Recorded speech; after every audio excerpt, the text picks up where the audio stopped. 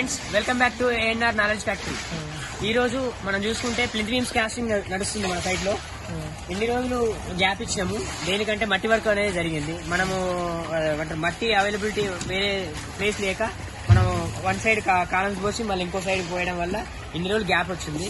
మొత్తం footing casting అనేది అయిపోయింది, షార్ట్ కాలం అయిపోయింది, పెడస్టల్ అయిపోయింది, మట్టి ఫిల్లింగ్ చేసుకున్నాము. ప్లింత్ బీమ్ కింద బేస్ క్రియేట్ చేసుకున్నాం. చూడండి ఫ్రెండ్స్, ప్లింత్ బీమ్ అనేది అండులేషన్ లేకుండా మనకున్న ల్యాండ్ మీదంగా కాంక్రీట్ మాల్ తోటి బేస్ క్రియేట్ చేసాం. ప్లింత్ బీమ్ అనేది డౌన్ కాకుండా.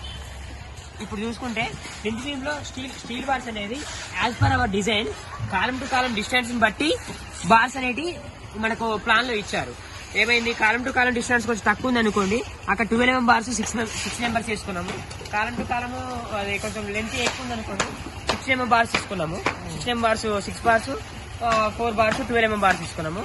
వీటికి ఎవ్రీ 6 inch కి స్టీరప్ అనేది ప్రొవైడ్ చేశాము.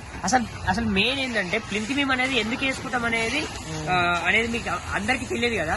ప్లింత్ బీమ్ అనేది ప్రతి కాలం ని కనెక్టింగ్ చేయడానికి, అంటే అన్ని కాలాలని ఒక అలైన్మెంట్ లో ఉంచడానికి. ఇంకోటి మనకు స్లాబ్ నుంచి వెళ్ళి స్లాబ్ లో ఉండే బీము లోడ్ తీసుకుంటుంది, దాని నుంచి వెళ్ళి కాలం లోడ్ తీసుకుంటుంది, కాలం నుంచి వెళ్ళి ప్లింత్ బీమ్ లోడ్ క్యారింగ్ చేస్తుంది, ప్లింత్ బీమ్ నుంచి వెళ్ళి షార్ట్ కాలం అండ్ పెడస్ట్రల్, దాని తర్వాత షూటింగ్ కి లోడ్ అనేది ఈక్వల్ గా డిస్ట్రిబ్యూట్ చేయడానికి కోసము మనం ప్లింత్ బీమ్ అనేది బేస్ లో క్రియేట్ చేస్తాం.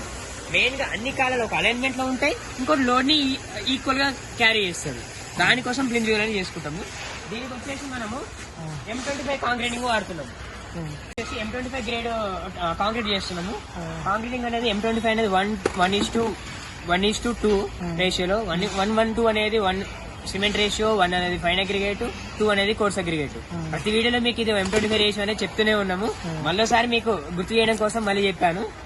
సేమ్ కాంక్రీట్ ని విత్ వైబ్రేటర్ పిన్ తోటి కంపల్సరీ పిన్నింగ్ అనేది చేసుకోవాలి, లేదంటే హనీకాంబ్స్ అనేది బాగా ఏర్పడతాయి. కాబట్టి కాంక్రీట్ పోరింగ్ చేసుకున్న తర్వాత వైబ్రేటర్ పిన్ పెట్టుకుంటే హనీకాంబ్స్ లేకుండా బీమ్ అనేది అండులేషన్స్ లేకుండా క్లియర్ గా అవుతుంది, ఎగ్జిక్యూట్ అవుతుంది. అంతే ఫ్రెండ్స్, ఈ రోజు వీడియో. మళ్ళీ నెక్స్ట్ వీడియోలో కలుద్దాం.